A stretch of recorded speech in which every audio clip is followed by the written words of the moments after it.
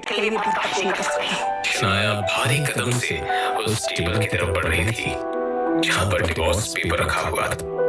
ये देखकर अहान का दिल जोरों से धड़कने लगा।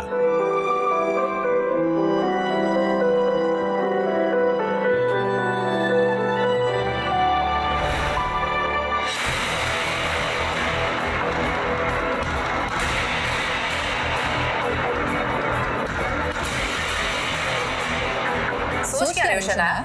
साइन करो पेपर्स को और आजाद हो जाओ इस आदमी के बंधन से। वैसे भी बेइज्जती के अलावा ये दे क्या रहा है तुम्हें? शगुन बिल्कुल सही कह रही शनाया। पेपर पे साइन करो, मारो इसके मुंह पे। हिम्मत कैसी हुई इसकी तुम्हें धोखा देने की?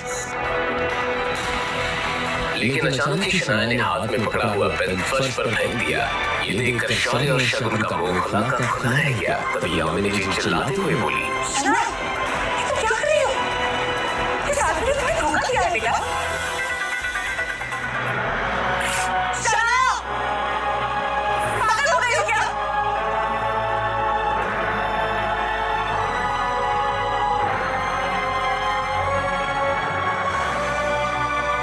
हाँ, मैं पागल हो गई हूँ। मुझे ये यकीन नहीं होता कि मेरे और आहान के रिश्ते को तोड़ने के लिए तुम किस हद तक जा सकते हो। मैं तो ये देख के हैरान हूं कि आपने भी इनका विश्वास कर लिया। तुम कहना क्या चाहती हो? देव मल्होत्रा मुझसे माफी मांगने आया था। उसी ने मुझे बताया कि शौर्य और शगुन ने धोखे से आहान को उसके क्लब में बुलाया था और इस सब में मल्होत्रा ने भी बराबर साथ दिया है इनका। आहान को बेहोश करके किसी लड़की के साथ तस्वीरें खींची गई और उसी बुनियाद पे कि हमारा रिश्ता तोड़ना चाहते हैं। कौन मल्होत्रा? मुझे नहीं पता। तुम्हें जरूर किसी ने झूठी कहानी सुनाई है।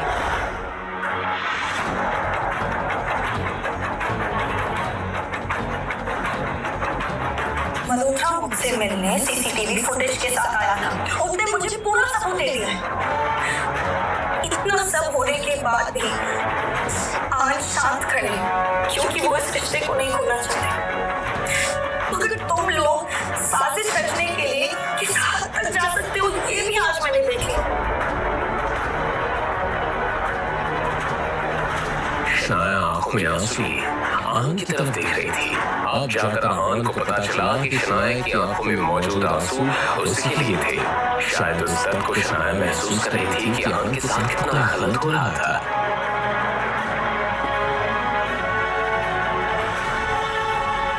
इससे पहले कि मैं तुम दोनों को घर से धक्के मार के बाहर निकालूं, अच्छा यही होगा कि तुम खुद यहाँ से निकल जाओ और दोबारा इस घर में कदम रखने की सोचना भी मत।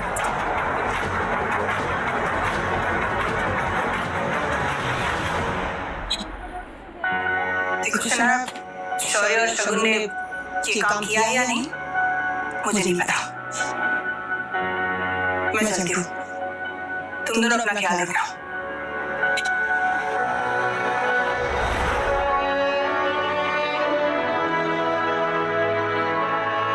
आपको मुझे इस सब के बारे में एक बार तो बताना चाहिए था। कम से कम इतना भरोसा तो है मुझे आप पर।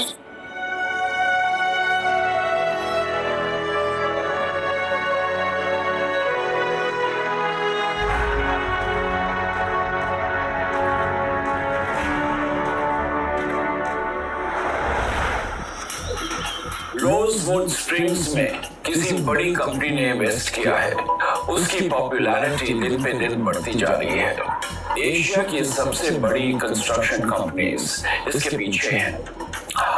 मैं चाहता हूं कि किसी भी तरह हम इस प्रोजेक्ट को हासिल करें और अगर हासिल नहीं कर पाए तो आप सब अपनी अपनी पोजीशंस को छोड़ने के लिए तैयार हो जाएं।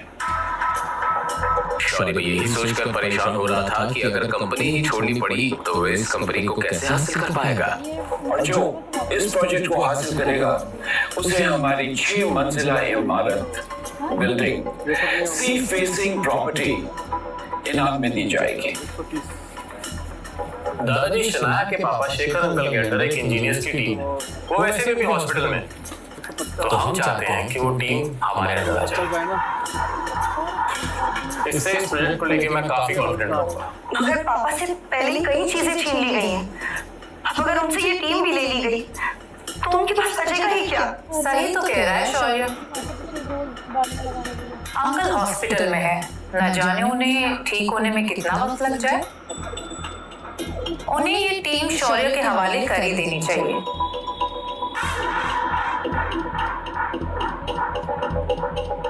क्यों दादाजी? वेल, अगर आप सबकी यही राय है तो ये टीम शौर्य के अंदर रहेगी। वेल, लेडीज एंड जेंटलमैन, ये मीटिंग यहीं खत्म होती है। आप सब लोग जा सकते हैं।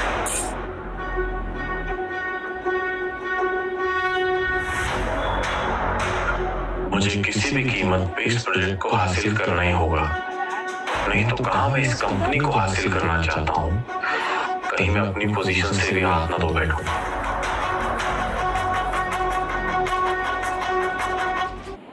दस महीने की प्रेगनेंसी के बाद एक औरत ने 3 प्यारे बेटों को जन्म दिया। उन्हें सबसे अच्छे कॉलेजों में पढ़ाने के लिए वो 18 साल तक कंस्ट्रक्शन साइट पर मजदूर बनकर काम करती रही।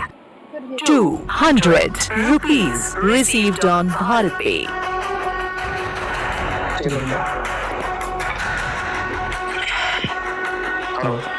मैं गिल कंस्ट्रक्शन से शौर्य गिल बात कर रहा हूँ और मैं आपकी कंपनी में एज अ बिल्डर एक प्रोजेक्ट लेना चाहता हूँ। और इस तरह फोन पे प्रोजेक्ट डिस्कस कर रहे हैं, दिमाग से पैदल है क्या? समझता क्या है अपने आप को? सर मैंने सिर्फ आपको ये बताने के लिए फोन किया है कि कल मैं आपसे मिलने आने वाला हूँ और मुझे ये प्रोजेक्ट किसी भी हालत में चाहिए। अच्छा, किसी भी कीमत पर? बकायदा आ मेरे ऑफिस में खा। पूरी प्रेस कॉन्फ्रेंस मैनेज करके रखी है मैंने। वहीं पे तुझे और तेरी कंपनी की औकात दिखाऊंगा। और इसके बाद कभी भी तू फोन पे डील क्लोज करने की नहीं सोचेगा, समझा?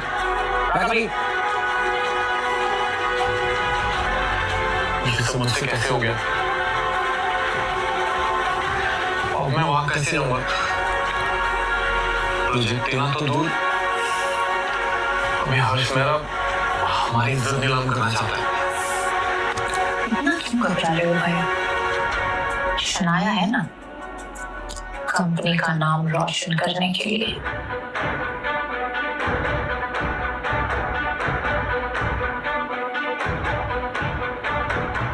शौर्य, क्या बात है? दादाजी, मैं कह रहा था कि शनाया कितना काम करती है और हमारी कंपनी के बारे में कितना सोचती है, और तो और लास्ट प्रोजेक्ट भी कितनी आसानी से हासिल कर लिया था इसने। पहले में बात मत करो, जो कहना चाहते हो साफ साफ कहो। दादाजी, मैं चाहता हूँ कि रोजवुड स्विंग वाले प्रोजेक्ट को शनाया हासिल करे। आखिर इससे हमारी कंपनी को ही फायदा होगा। शौर्य की बात सुनकर आनंद और शनाया सोच में पड़ गए। शनाया ये समझ नहीं पा रही थी कि शौर्य के अंदर अचानक ही उसके लिए इतनी हमदर्दी कैसे आ गई। ठीक है शौर्य, तुम जाओ। अब इस डील को शनाया क्रैक करेगी, राइट?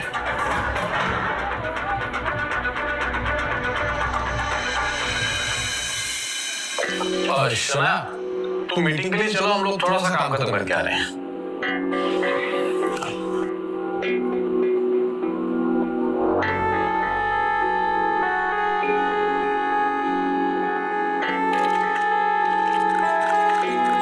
जैसे ही शनाया अंदर पहुंची तो उसने देखा कि बड़ी बड़ी कंपनी के लोग वहां बैठे हुए थे, जिनके सामने गिल कंस्ट्रक्शन की कोई औकात नहीं थी। अब शनाया को समझ आ रहा था कि कुछ तो गेम खेला है शौर्य ने। प्रेस वाले वहां मौजूद थे जो सबकी फोटो ले रहे थे। सभी को अब हर्ष मेहरा के आने का इंतजार था। शनाया आगे बढ़कर अपनी जगह पर बैठ गई।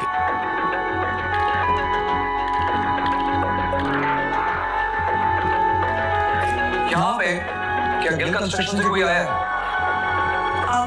जी मैं हूँ शनाया गिल। मैं यहाँ गिल कंस्ट्रक्शन को रिप्रेजेंट करने आई हूँ और इस प्रोजेक्ट को हासिल करना चाहती हूँ। ओके, आप ही से शुरुआत करते हैं।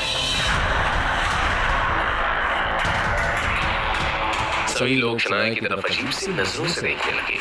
शनाया आगे बढ़ी। तो ये है शनाया गिल, गिल कंस्ट्रक्शन की तरफ से। इन्हीं की कंपनी से मुझे कॉल आया था और अब ये चाहती हैं कि मैं इन्हें प्रोजेक्ट दे दूं। हर्ष की बात सुनकर शौर्य और शगुन की आंखों में एक चमक थी।